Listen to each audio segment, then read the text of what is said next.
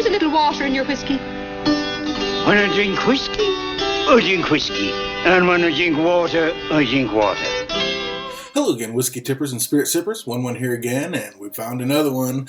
Oh, I've been waiting. It seems to be Irish Whiskey Month, I guess because it's March, but hey, any excuse to drink Irish whiskey is okay with me. I was super excited once I found out that the Blue Spot was supposed to be coming to America in February. Here it is March. It's still nowhere to be found up here by me, but while I was waiting, we just happened to run into this one, another one I've heard about recently, the Redbreast Small Batch Cask Strength. Oh, snap. And I don't really know what's up. I know the Redbreast 12 cask strength is like, what, $65? And this bad boy's ringing in at $99 plus tax wherever you're at. So that's kind of weird. I don't understand why this cask strength is so much more than the other cask strength, but this is small batch. And I think I even heard it might have been American release only. So, you know, anything Redbreast, I have pretty much everything from 21 on down. And yeah, this came out and I had to check it out. Oh, we got a new one, Redbreast Small Batch Cask Strength. Love the Redbreast. Haven't been able to pull the trigger on the big dog, any of the dream casks, but I love the 21. I love the 12 cask strength original with the actual number on it. Yeah, I just really love all the Redbreast. I love Irish whiskey. This bad boy is 58.7% ABV, so you already know, ringing in at 117.4 proof. Woohoo! It's gonna bring it. Let's get it open and get it in the glass. Not much of a pop on these little ones.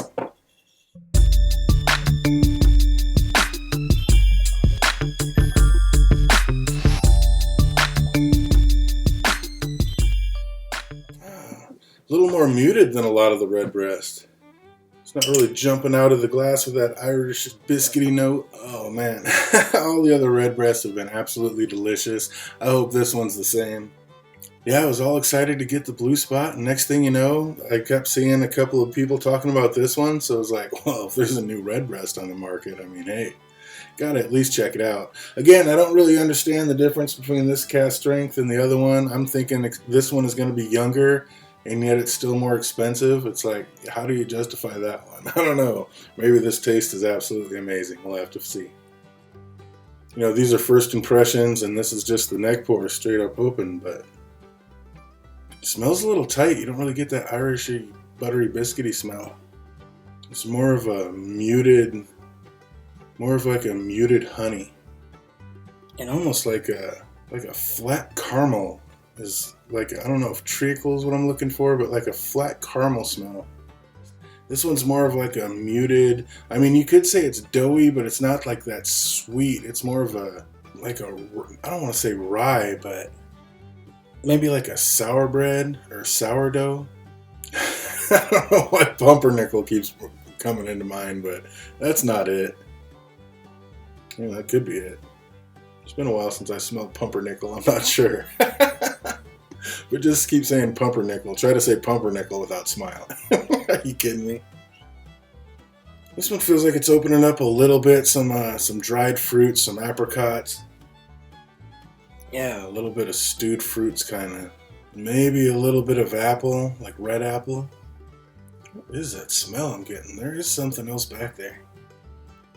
And a little bit of the oak notes from those ex-bourbon barrels. It's matured in bourbon and sherry cask.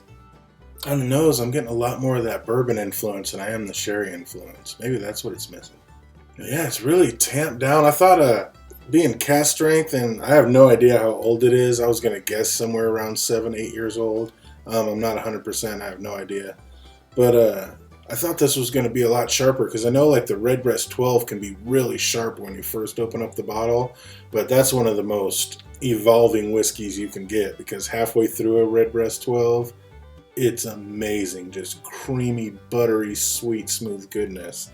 So I'm hoping that that's kind of what's going to happen here, but this one on the nose smells a little tamped down anyway, so now it's kind of opening up into some baking spices, some cinnamon, some nutmeg. Still getting those dried fruits, maybe a little like dried apricots, dried Not really peaches, it's not really that, but like tangerine, dried apricot, kind of in that direction.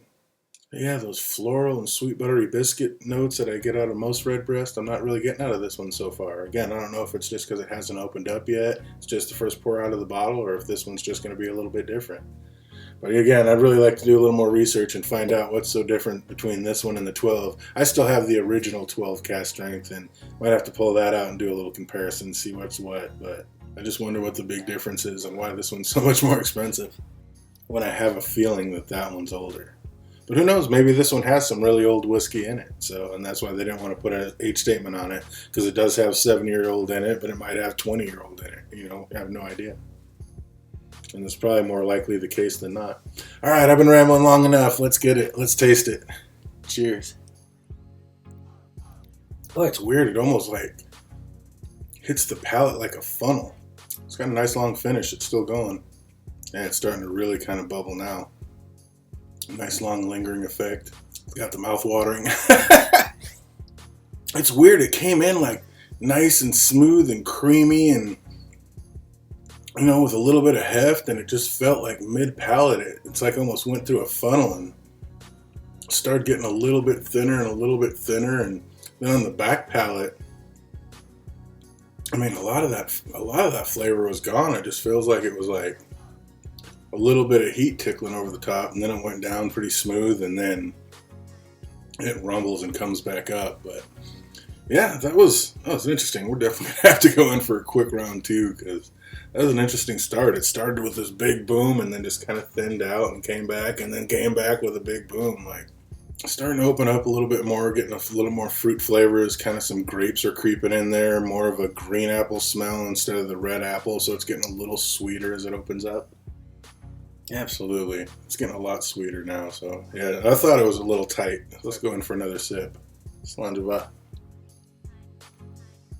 That is just interesting how, I mean, it's almost watery when it goes in. Like, you're just expecting this big, crazy, and it's almost like I said, it's smooth and creamy at that first hit over the lips, and then mid-palate, it like just thins out and gets, dare I say, watery. And then by the back of the palate, it's just, it's kind of gone. And then, it does kind of rumble a little bit and kind of gives you a little bit of that tickle coming back. But man, this is this is ridiculously smooth for 117 proof. I'll tell you that. I mean, I would not believe you if you just told me that this was 117.4 proof. I think the 113 proof, which is my other Redbreast 12 cask strength, I think it goes down hotter.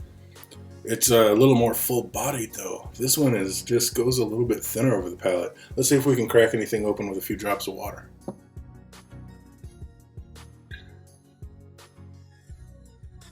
Two decent drops. Almost a splash. We know it can handle it. 117 proof, I would think it can handle it. I think this would crack open a few extra flavors. I mean, 117's up there, but man, that really drinks. Like I said, it does that. It gives you that initial tucky hug, of course, but I hate saying it's watery, but it really thins out through the mid and back palate. Getting more of a citrus note with the water on it. Taking that sweetness, and it's not gone, but it's definitely tartaned up a little bit. Getting a little bit more like a lemon zest to it. Some more of those oak notes coming out from the barrels. Getting a little more of that cask influence. Maybe in the tiniest bit of the sherry with the water in it, but man, I swear I'm getting a lot more of that bourbon barrel influence from the cask. A little bit of that vanilla starting to creep through. All right, let's see how it tastes. Slunge. The water gave it a little more heft. Still nice and creamy on the palate going over, but it kind of held on a little more in that mid palate and actually started exploding a little bit more in the back of the palate before it went down and then came back for that little tickle. Yeah, this one definitely does a little better. Put a little water in this one, crack those oils open, and this one definitely comes a little more alive. I like this one with water a little more than the neat so far. I like the nose neat, but I like the flavor with a few drops of water. Let's see how it does over some ice.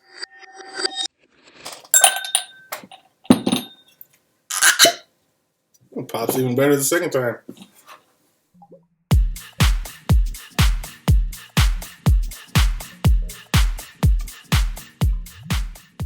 have to admit, I usually try not to watch too many when I know I'm going to be reviewing something. Lately, I try not to watch too many other videos about it because I don't want to be influenced one way or the other. I just want to make my own opinion. But this one, like I said, I didn't really know anything about it. I was just kind of waiting for the blue spot.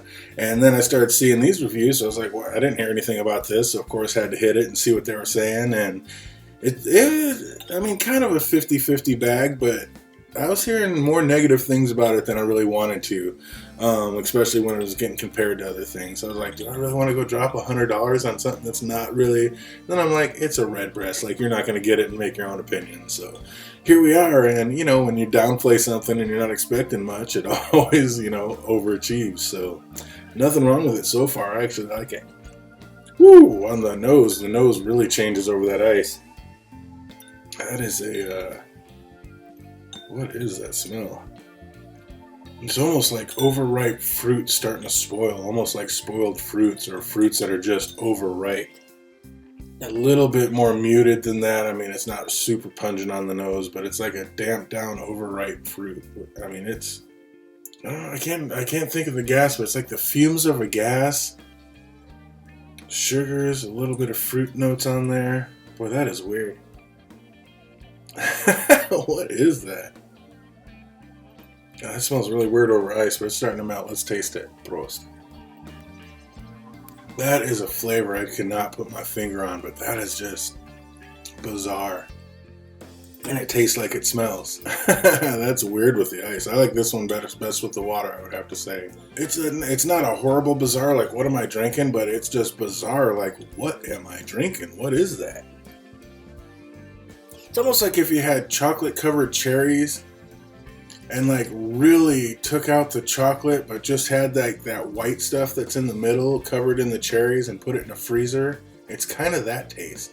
Like chocolate covered cherries without the chocolate, but you know that whatever that stuff is that's wrapped around the cherries, in between the cherries and the chocolate, that frozen is what it tastes like on the ice, over the ice. That is wild. That is a different kind of taste than I think I've ever had with whiskey over the ice. Like I said, it's not bad. I don't hate it. I'm not sure if I love it. I don't mind it. It's just different. That's a funky adventure.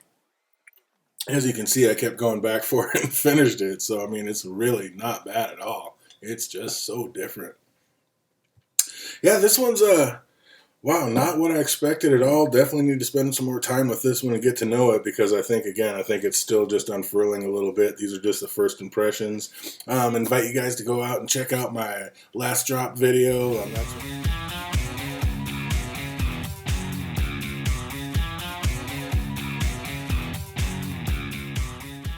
That's when I go through all the bottles and let you know how much they've changed and what I thought about them from start to finish, from the first bottle pop to the last drop. And this one, I have a feeling this is going to be one of those that changes a lot. Definitely excited to put it up against the my original 12 cask strength and see how it fares against that. But this one, I definitely suggest it with a few drops of water in it. That's how I like it the best. It really opened up. I like the nose neat, but I like the taste with a few drops of water. It really opened up those fruits and really, I mean, it came down nice, smooth, and buttery. But yeah, for cask strength, this really drinks a lot smoother than what it should. Not sure if I said before, but yeah, $99, $123.52 out the door. You know, that's just, I mean, that's pricey. Like if I saw this against the other 12 cask strength, from memory, just because of the bolder and more fulfilled flavor, I think I'd go with the original 12 cask strength. Now, that being said, try to go find the original 12 cask strength, because now they're stripping the number off the box. Some of them have them on the bottle, and it may be to this point where it's not even on the bottle because they're obviously going to take away that 12 year. So if you can find the original 12 cask strength, one of the most amazing whiskeys on the planet. The newest one I haven't even tasted yet because, like I said, I still have my older one. It's getting super low, so I'm nervous. I'm going to have to go on the hunt. But yeah, this one, I like it. It's very different. It's not the same as that one. But yeah, it's great in its own way. And I'm super excited to get that blue spot and put them all together and taste them all and have one heck of a March. And I hope you guys are doing the same. Scale out of 1 to 10, I think I'd have to give this one First impressions, I think I'd give this one an 8.6. 8.6, 8.6. Probably like an 8.6. I think that's fair. It could get better. Like I said, it might open up a lot and get a lot better from here. But first impressions, I'd give this one an 8.6. Hope you guys are having an absolutely fantastic week, and it only gets better from here. Until we see you next time. Come by.